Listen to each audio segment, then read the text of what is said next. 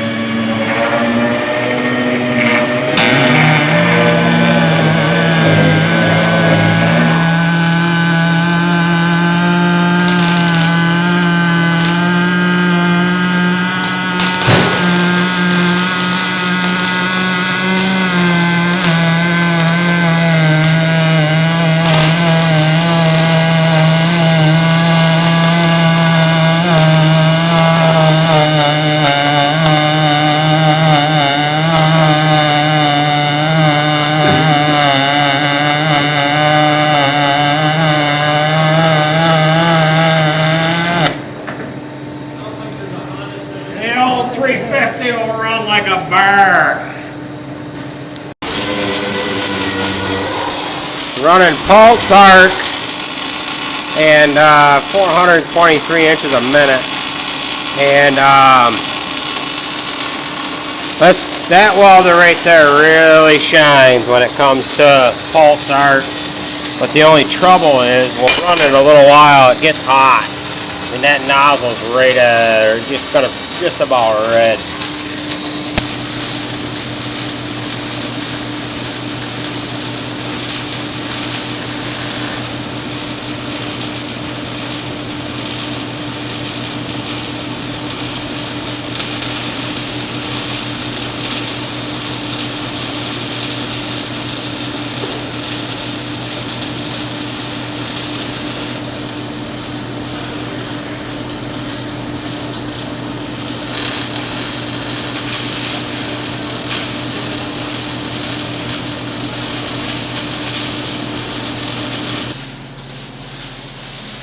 Alright, for the most part, the welding is 95% done.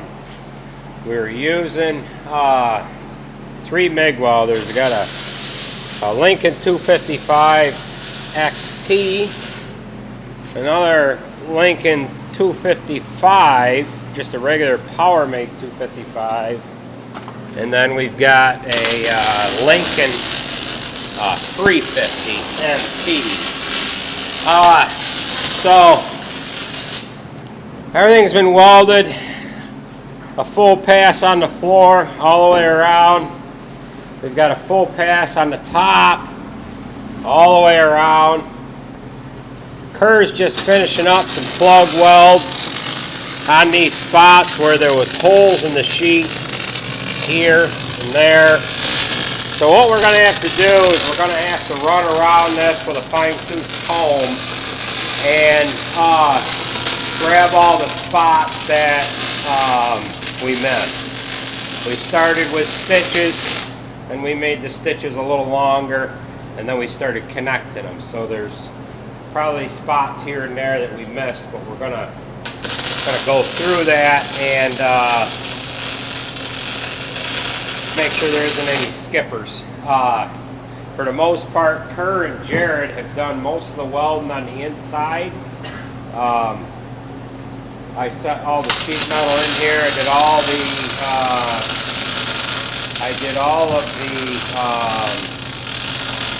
fit up myself, and then once I've got everything fit up, we were welding with 3 welders in here. So we've got to pull some metal out now for the conveyor top, lay that on there, finish sanding it down, and then we can get some paint on here. It is now Saturday morning, so it's looking like it's going to be the first of the week when we start throwing some paint on. So we're going to get on with it here. There's a weld going on right there, and it's just burning the paint right off. So if we didn't paint this mixer, it would look like hell.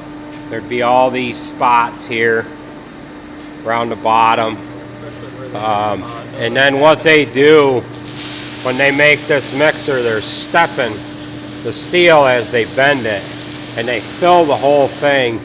They fill the whole mixer over with Bondo, and a lot of this is burned off. So Jason's pretty good at Bondoing. He's gonna smack some fresh Bondo on here. He'll sand this all down, and then when we throw the primer on this and the paint, you won't even be able to tell. We won't even be able to tell what has gone on here. Now they've gone over it with a 180 grit paper on a DA. They obviously got to get back after it where the welding got done after they had made a pass over it with the dual action sander, and then once they've gone back over it with the 180, they're going to go over it with 320 grit paper on the rest of it. We'll clean it up a little more and splash paint on it the first of the week. Jared and I are going to get some tin, some sheet metal out, slap on top of here. This is gotten thin. Can't tell where I'm pointing the camera. This has gotten thin, so it needs a new floor laid on top of it, and this thing will be ready to go as far as paint and whatnot goes like that. So we are on day number 4 with this right now. So if we weren't going to paint this, this would be ready to feed cows here this afternoon, but we might as well get it looking good again and get it looking like new. So that's why we're gonna paint it. Besides, I got to look at it every day. So, well, let's dig out some metal. All right, we've got all of our stuff out of the inside of this mixer wagon. The welding's done. We just got to do a little bit of cleanup with the grinder, and we really don't even need to do that. All we really have to be concerned about is the floor. Make sure there's nothing tack welded to the floor, which I had some spots where I was tack welding stuff here and there, but the floor is clean. We just got to run around sometime with the welder or the grinder. Here's a spot right here where I welded a piece of angle iron on there when I was pushing on it with the Fortipower. That really wouldn't have to get cleaned off in there. The feed would smooth that down. Other than that, the welding is done on the inside. James is wire wheeling The conveyor itself right now. Alright, I do have a bunch of spare parts here too. I've got the idler shaft end here, and I have two sprocket drive shaft ends. Here and here, I haven't made up my mind if I'm going to put that on the conveyor table there or not. That's right on this end. Here's the sprockets. We keep a bunch of them around. And then orbit motor drive covers, drive couplers. Now these here are knife extensions. We ran them for a little while. We needed to have a kicker up higher to get hay out the door. We were taking and grinding up hay ahead of time and piling it, and we put this extension on there for a while. We were running that on a 700, and here's just a spare knife, and then we've got various hydraulic motors and hydraulic pump. Everything else is a motor here, and we've got a spare drive motor for the mixer as well. I don't know what the heck this one is.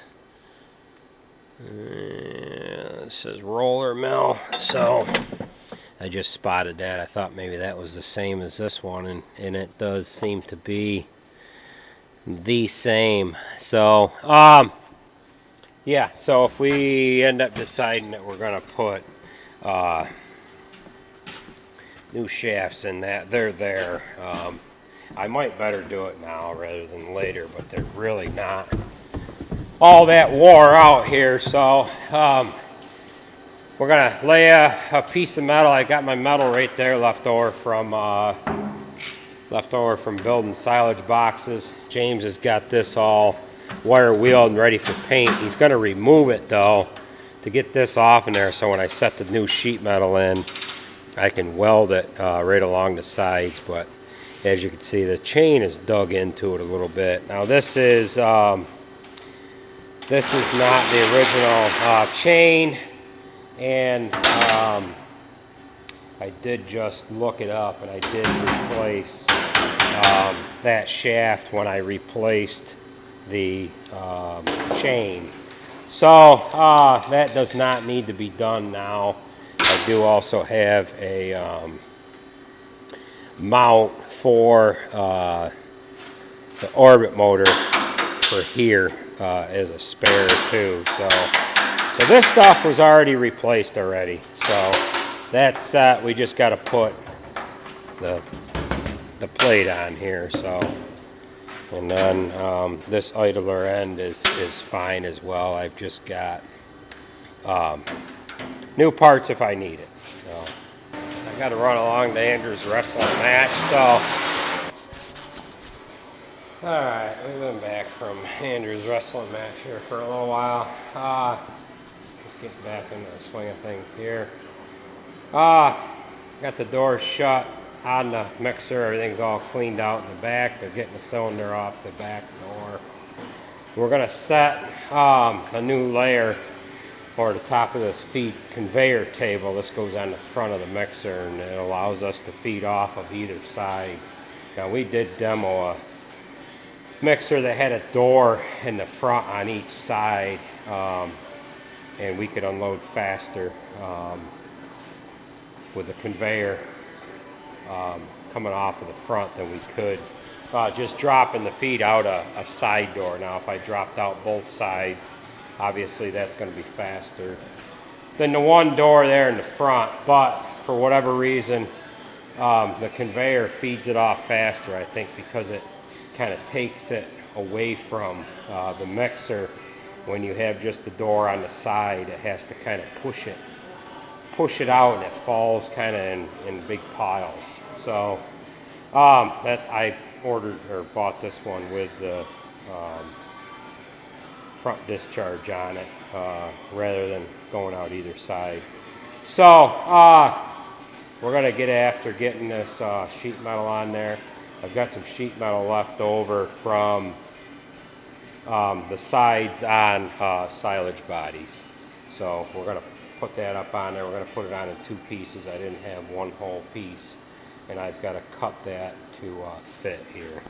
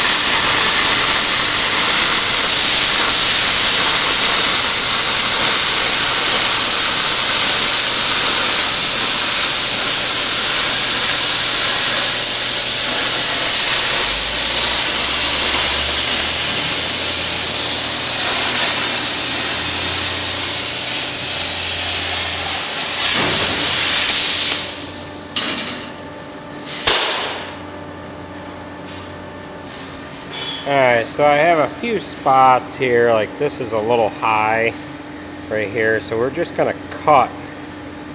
Probably cut right there. Cut this part that's ripped down.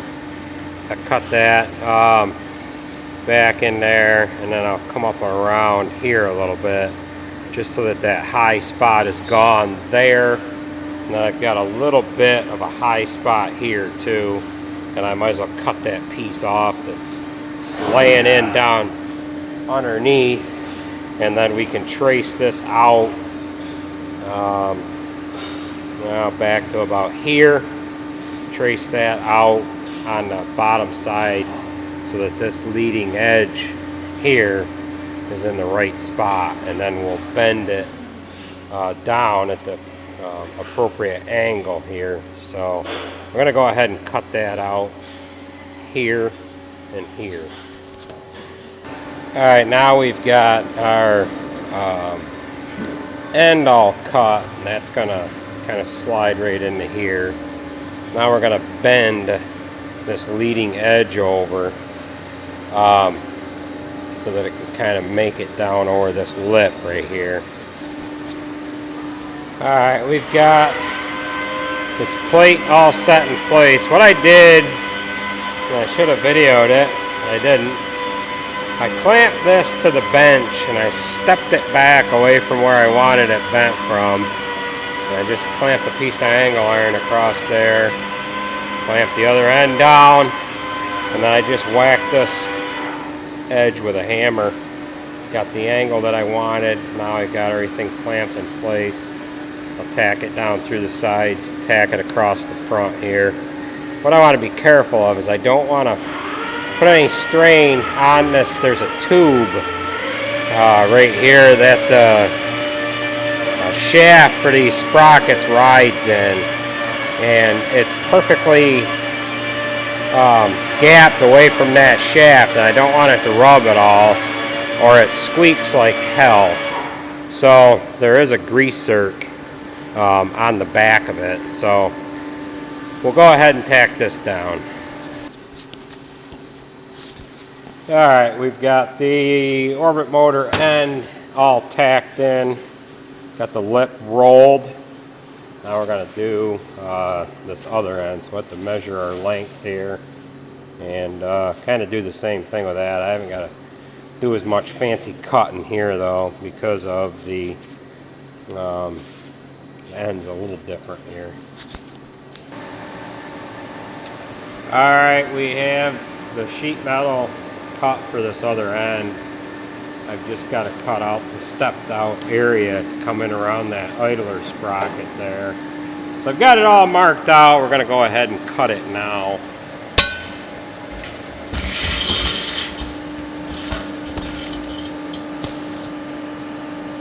This torch works really well.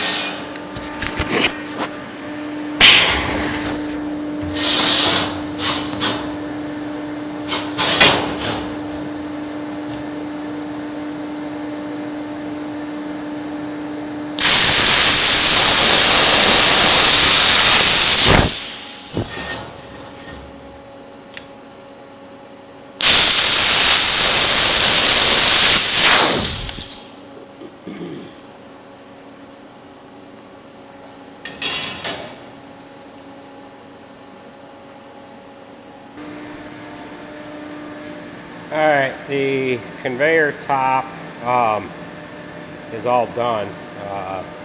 That's all welded into place, so this guy is done. We're not going to put the conveyor chain on it now until it's in there. A couple of guys can carry this relatively easy compared to the conveyor chain being in there. So we're going to leave that alone for now. I'm going to have the boys pull this out in the morning. The mixer's done. All the welding on the mixer is done. All the liners are welded into place. We broke a stud off of the left-hand side of the mixer right there that I had to weld on. Everything else is done on it except paint preparations. We've got to bondo this here where the seams came together when they built the mixer. They bondoed it to make it, you know, have a better finish. So that all got burned off when we welded it. That's on all four corners, the back two corners and the front two corners. I do have to flip the hitch over. I just happened to recognize that. That's got to be flipped over. So we'll flip that hitch over so it's got a new side to work with. This is how wore out it is. I don't know if you can see up in there or not. But we'll flip that guy over and that'll be able to run another 4 years. Outside of that, the mixer's done. They got the knives are all on the screws over here. We run 4 knives on the bottom and 1 up on top. And 1 there, 4 around the bottom, and then there's a spot for 4 more. You at least have to run this one. It's best to have this knife on and maybe that one. It helps it kick the material out the door of the mixer. I have put longer ones on when we were grinding just specifically hay and dumping the hay into a pile. That worked pretty good for that. So with that being said, I'm going to call it a night here. It is Saturday night right now. This video consisted of, if I can roll everything in quick enough, it consisted of 2 days, Friday and Saturday here. So with that being said, thanks for watching. Please rate, comment, and subscribe, and we'll catch you at the next video.